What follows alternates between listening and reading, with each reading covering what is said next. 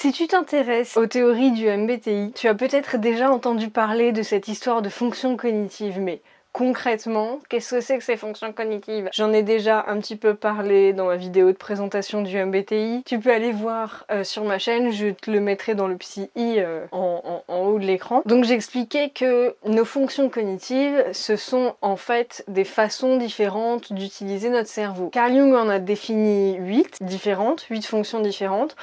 On a tous les 8 fonctions, mais on ne les utilise pas toutes consciemment, volontairement. Et on les a tous dans un ordre de préférence différent. L'ordre de préférence, ça va être en gros qu'est-ce qu'on place en priorité, en grande priorité, ce sera notre fonction dominante. Après, on aura une deuxième fonction qui sera là comme un support à la première, c'est-à-dire que quand celle-là n'arrive plus à gérer ce qui se passe dans la vie et en nous-mêmes, la deuxième va venir pour apporter son soutien, la troisième aussi, la quatrième aussi, et plus on descend dans notre pile de fonctions, moins on a tendance à accorder d'importance à ce qui est contenu dans la fonction en question, et la fonction en question n'est là que pour servir celle qu'il y a au-dessus. Voilà, c'est pour ça que l'ordre de préférence cognitif a une importance et ça va avoir un impact sur toute notre personnalité. J'aime bien utiliser la métaphore d'une cour, la cour d'un roi, c'est-à-dire que le roi, ce sera notre fonction principale, après il y aura la reine, après il y aura le cavalier, le valet, puis après il y aura plus ou moins les sujets, donc oui, c'est une métaphore qui est à la fois sexiste et à la fois qui fait du mépris de classe. C'est merveilleux, mais ça a le mérite d'être assez clair, en gros. C'est-à-dire que nos fonctions, nos 4 dernières fonctions, donc nos fonctions ombre, inconscient, elles ont beau être de moindre importance, le fait est que, qu'elles le veuillent ou non, elles vont plus ou moins contribuer au règne du roi. D'une façon ou d'une autre. Après, souvent, elles le font par la rébellion parce que notre inconscient, en fait, c'est ce qui va être nos saboteurs internes. Donc nos fonctions ombres, elles viennent pour nous piquer un peu, mais d'une manière ou d'une autre, ça sert toujours l'intérêt des fonctions qu'il y a au-dessus d'elles. Donc des fonctions cognitives, je t'ai dit, il y en a 8. Quelles sont-elles? FITI, sentiment introverti, pensée introvertie. FETE, sentiment extraverti, pensée extravertie, qui vont être des fonctions de décision. Donc quand il y a un petit I introverti, ça veut dire que c'est une décision des décisions qu'on va prendre par rapport à nous-mêmes, par rapport à notre vérité personnelle ou nos valeurs personnelles.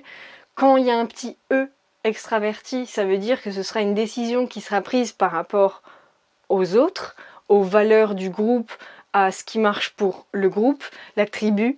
Donc ça peut être, quand je parle de groupe, ça peut être notre famille, ça peut être la société, ça peut être n'importe quel groupe dont on fait partie au jour le jour. Je sais pas, tu es dans un groupe de poterie, est-ce que tu décides tes actions en fonction de ce qui est le mieux pour le groupe ou en fonction de ce qui est le mieux pour toi? En sachant que, comme je l'ai dit, on a chacun les 8 fonctions et on a chacun un décideur introverti, un décideur extraverti, et notre enjeu, en fait, notre défi, ce sera de réussir à équilibrer nos décisions entre ce qui marche pour nous et ce qui marche pour les autres. Ça, c'est pour ce qui est des décideurs. Ensuite, on a les fonctions de perception. Donc on a sensation extravertie, SE, sensation introvertie, SI, intuition extravertie, NE, et intuition introvertie, NI. Ce qu'on appelle intuition, c'est l'imagination, en gros. Ce qu'on perçoit, est-ce qu'on le perçoit simplement de manière concrète avec nos perceptions sensorielles, ou est-ce qu'on va le percevoir plus via notre imagination, une compréhension, comment dire, abstraite du monde. Et abstrait, ça veut pas dire que c'est du vent, hein. Ça veut juste dire que notre compréhension se base sur un grand tableau, alors que les fonctions sensations, notre perception ne va pas se baser sur un grand tableau abstrait, fruit de toutes nos connaissances, mais sur les perceptions sur le moment. Qu'est-ce qui se passe là tout de suite? Qu'est-ce qui se passe en moi là tout de suite? SI. Qu'est-ce qui se passe à l'extérieur là tout de suite? SE. Voilà. Et là aussi, chacun on a les 8 fonctions, donc on a ces 4 fonctions d'observation. Et notre enjeu, ce sera de réussir à équilibrer notre fonction de perception extravertie avec notre fonction de perception introvertie. Donc en gros, pour pouvoir avoir une observation des choses complète, il va falloir pouvoir observer à la fois ce qui se passe en nous-mêmes et à la fois ce qui se passe à l'extérieur. Peut-être pas en même temps, mais justement, on pédale, une fois l'un, une fois l'autre, une fois l'un, une fois l'autre, et comme ça on arrive à trouver un équilibre. Dans chaque type de personnalité, donc, on va être muni de 4 fonctions conscientes et de 4 fonctions inconscientes. Quand je dis consciente avec les petits guillemets, c'est parce que on prend conscience de nos fonctions de manière progressive. Parce que ce qu'on appelle fonction, oui, bien sûr, donc elles ont une utilité, elles nous servent à faire quelque chose, mais elles contiennent aussi une part de nous-mêmes. Elles nous ouvrent à chaque fois à tout un autre champ de la réalité, soit de la réalité extérieure, soit de la réalité intérieure. Mais à chaque fois, il y a une part de nous-mêmes qui est contenue dans chacune de ces fonctions. Et cette part de nous-mêmes, on va en prendre conscience progressivement. Donc au début, nos 4 fonctions conscientes, on n'a pas conscience des 4, en fait. Quand on est tout enfant, tout petit, on a surtout conscience de notre fonction principale. Et puis après, à un moment dans l'enfance, on va commencer à intégrer, à prendre conscience de notre deuxième fonction. Ensuite, quand on va commencer à devenir adulte, et là ça dépend des gens, ça peut se faire plus tard aussi, on va commencer à intégrer la part de nous qui est dans la 3e fonction, puis la 4e à mi-vie, mais ça peut se faire plus tôt. La crise de la quarantaine, voilà, c'est quand on intègre notre 4e fonction, mais ça peut se produire plus tôt dans la vie, etc., etc. Et une fois qu'on a intégré ces 4 parts de nous-mêmes contenues dans nos 4 premières fonctions, là, on ouvre une porte de notre intériorité vers les fonctions ombres. Moi, je me concentre souvent dans mes vidéos sur les 4 fonctions conscientes, donc celles qui sont vraiment amenées à être conscientes, c'est-à-dire que, qu'on le veuille ou non, on les intègre, plus ou moins rapidement, mais on les intègre. Pourquoi? Parce qu'elles sont tout simplement nécessaires à notre équilibre en tant que personne, entre soi et le monde. Elles nous sont vraiment nécessaires parce que dans ces 4 fonctions, il va y avoir un décideur introverti, un décideur extraverti, forcément, pour équilibrer nos décisions. Et il va aussi y avoir un observateur introverti, un observateur extraverti, forcément, pour équilibrer notre perception des choses. Donc on va forcément avoir ces 4-là qui nous seront nécessaires pour avoir une personnalité stable. Et alors on peut faire ça volontairement, aller soi-même à la recherche de cet équilibre en soi ou avec l'extérieur. Et puis on peut aussi complètement subir le processus. Voilà. C'est-à-dire que prendre conscience d'une fonction, c'est un peu comme une poussée de croissance. Tu sais, comme les adolescents qui font des poussées de croissance, leur squelette grandit d'un coup. C'est pas agréable, tout ça, mais qu'est-ce qu'on y peut, ça se produit, quoi qu'il arrive. C'est un phénomène naturel de l'humain, sauf que du coup on va vivre plusieurs pubertés psychologiques à chaque fois qu'on va prendre conscience d'une nouvelle fonction. Alors ça peut se faire de manière fulgurante, surtout quand on travaille volontairement là-dessus, qu'on fait un travail sur soi, qu'on fait une psychanalyse, qu'on fait ce genre de trucs. Et puis ça peut se faire de manière beaucoup plus progressive. On peut aussi complètement résister à ce phénomène, résister à ce changement et donc le rendre plus long. Mais il se fera quand même, en fait. Donc là c'est vrai qu'on n'a pas trop le choix. Mais en même temps, comment dire, on ne peut pas avoir le choix de tout dans la vie. Souvent, c'est notre défi en tant qu'humain, c'est ça. C'est toute la difficulté de la condition humaine.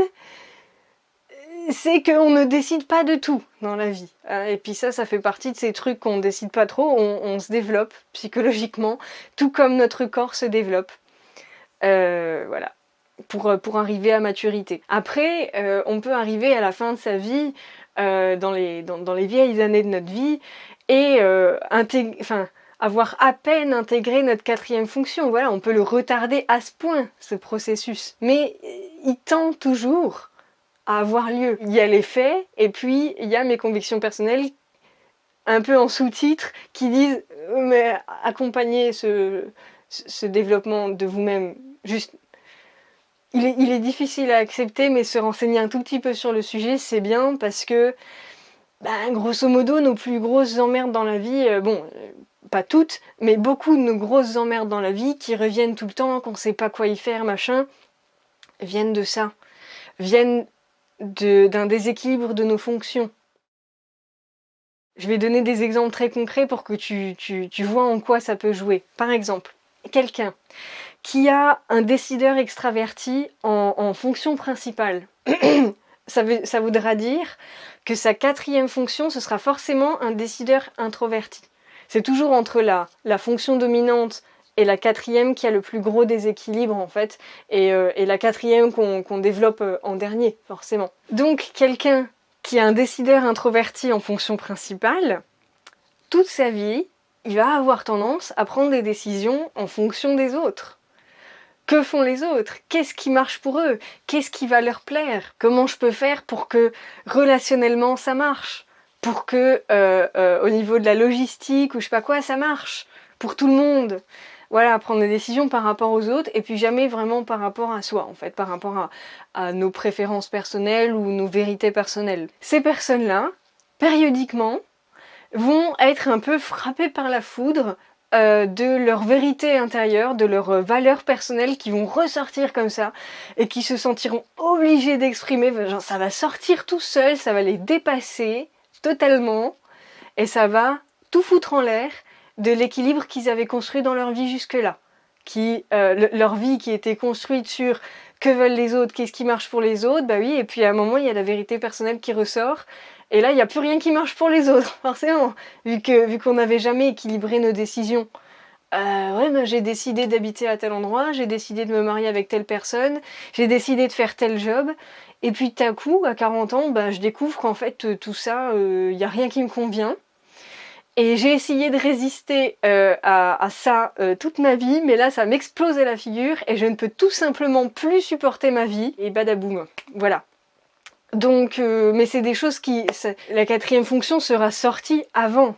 Mais je veux dire, ça peut aller jusqu'à des situations tragiques si vraiment on refuse de l'écouter, de l'intégrer, etc. Autre exemple, si ta fonction principale c'est une fonction de perception extravertie, du coup tout ce que tu vois c'est ce qui se passe à l'extérieur de toi, tout ce que tu appréhendes, c'est comment ça se passe à l'extérieur et puis que tu appréhendes pas vraiment ton fonctionnement intérieur. Donc là c'est pas qu'est-ce que moi je préfère ou quelle est ma vérité personnelle, c'est juste savoir ce qui se passe à l'intérieur de soi. On n'est pas au courant de ce qui se passe à l'intérieur de soi, du coup. Les introspections, ça nous saoule, voilà, c'est juste chiant. Il y a autre chose à faire dans la vie, profiter de la vie, l'action, le rigolo, tout ça, l'adrénaline. Et puis, à un moment, on va se rendre compte que on n'a jamais plus ou moins réfléchi à donner du sens à sa vie. Et on va faire une énorme crise existentielle. Ma vie n'a aucun sens. Qu'est-ce que j'ai foutu jusqu'à présent? Tout ça était totalement vain. Et merde. Voilà, très très douloureux. Je passe vite fait, mais à chaque fois c'est des trucs les plus douloureux, quoi. Et à chaque fois ça ressort. Déjà quand on est jeune, on a eu des petits moments de petites crises existentielles, tout ça. On les écoute pas, on les écoute pas, on les écoute pas. Et puis après, fatalement... vers 40 ans, si on n'a toujours pas écouté le truc, ça mène à des situations de plus en plus tragiques pour nous, ou pour les autres, ou pour tout le monde. Si on a en fonction principale un décideur introverti, donc on crée notre vie en fonction de notre vérité personnelle, ou de nos valeurs personnelles, et on se base là-dessus, là-dessus, là-dessus. Et on n'écoute pas le décideur extraverti qui nous permettrait de prendre des décisions aussi en fonction de ce qui marche pour les autres ou de ce qui plaît aux autres. Eh ben, on va se sentir extrêmement seul. Extrêmement seul. Et extrêmement rejeté et mis à l'écart. Et alors, comme notre fonction principale, c'est un décideur introverti, ça va pas forcément nous poser problème, parce qu'après tout, on n'a pas forcément envie d'être inclus non plus. Hein. Faire partie du groupe, se conformer aux règles du groupe, au fonctionnement du groupe, ça nous pète les noix. Donc, ça nous arrange en fait qu'on soit pas inclus dedans. Mais en fait, périodiquement et de plus en plus, on va quand même avoir envie d'être inclus dedans. On va vraiment souffrir du fait de ne jamais être compris, ne jamais être pris en compte, ne jamais réussir à se lier avec un peu de profondeur avec les gens, rester dans des liens qui vont être superficiels potentiellement, ne pas réussir à se faire entendre. Ça dépend de quel décideur introverti tu as en premier, mais ça va être un truc du style... il y a moi, et puis il y a la société, et au début c'est marrant, et puis après ça ne l'est plus vraiment. Après j'ai envie de faire partie de quelque chose de plus grand que moi, même si j'ai pas envie de me perdre dedans ou quoi, c'est quelque chose qui va manquer et qui va pas être sympathique, et qui va pouvoir être un peu tragique pour soi-même. Encore une fois, quand on n'accompagne pas l'intégration de nos fonctions. C'est pour ça que je suis persuadée en fait que c'est une bonne chose d'accompagner ces trucs et que j'en parle. C'est pas parce que je me dis oui, par principe il faudrait machin, c'est comme ça que marche la vie de toute façon. Oui, c'est vrai, mais il y a aussi le fait que les conséquences sont pas top quand on n'accompagne pas ce changement-là, au moins jusqu'à la 4e fonction en tout cas.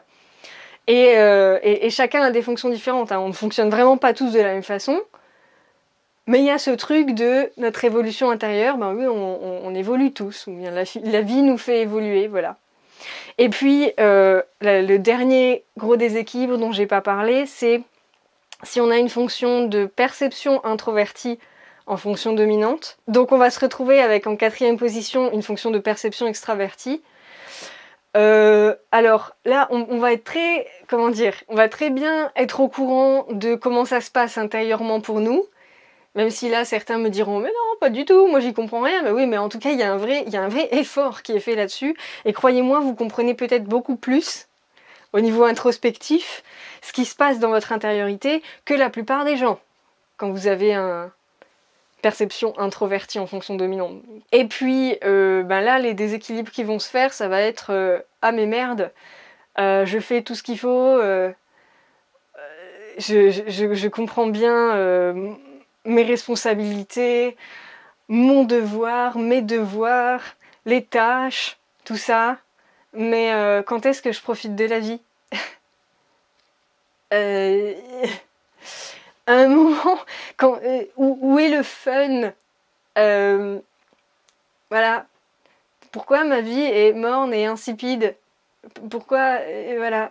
Mais c'est parce qu'on n'apporte jamais de nouveauté dedans. Avec une fonction de perception introvertie, on va beaucoup vouloir avoir le contrôle des choses.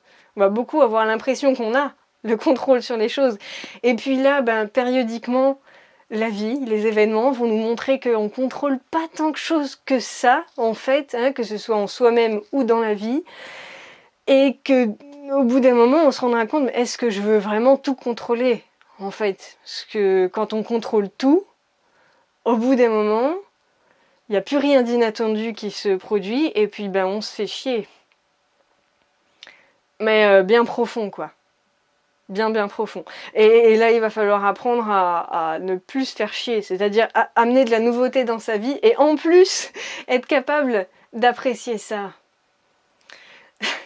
Je dis ça, c'est complètement mon cas. J'ai une fonction de perception introvertie au-dessus, et enfin en fonction principale. Et ouais, c'est assez douloureux de se rendre compte de ça, comment dire. C'est-à-dire oui, c'est bien, j'ai un but, je sais où je vais, ou alors je remplis bien mon devoir et tout, ma vie a du sens, hein, ma vie a beaucoup de sens. mais j'en profite pas. Voilà. Et du coup, ça ne marche pas. Parce que à quoi ça sert de donner un sens à sa vie si on n'est pas en train de vivre sa vie? Ouais, quand je disais tragique, j'ai pas exagéré le mot, ça peut avoir des conséquences tragiques. Mais ça n'a pas à avoir des conséquences tragiques. Notre développement cognitif, intérieur, psychologique en tant qu'humain n'est pas une histoire tragique. D'après moi, c'est une histoire épique. Mais parfois, on va avoir du mal à gérer et intégrer ce qui se passe. Et c'est vraiment, comment dire, c'est une épopée héroïque. Tous les contes en parlent. Il n'y a pas un seul conte qui ne parle pas de cette épopée-là, qui n'est évidemment pas la même pour tout le monde. Hein. C'est pour ça qu'il y a plein de contes, de mythes et de légendes différentes. Là, j'ai surtout parlé des déséquilibres qu'il pouvait y avoir entre première fonction et quatrième fonction, parce que ça va être les déséquilibres les plus gros, et puis vraiment ça va être des enjeux les défis de notre vie, en fait, hein, à chaque fois, de réussir à dépasser cet obstacle-là, ça sera à chaque fois le défi de notre vie, notre quatrième fonction. Mais bien sûr, il y a un déséquilibre aussi entre la deuxième et la troisième, mais il est beaucoup plus réduit. Mais il est de même nature, hein. C'est le même défi. Si là, tu as suivi ce que j'ai dit des différents déséquilibres qui existent, tu regardes pour tes deux fonctions du milieu, ça va être le même enjeu. Juste que ce sera moins intense, hein, ce sera moins extrême. Mais ce sera le même enjeu. Il y a le mini-boss, et puis il y a le boss final. Voilà. Sur ce, je te fais de gros bisous, et à la prochaine fois.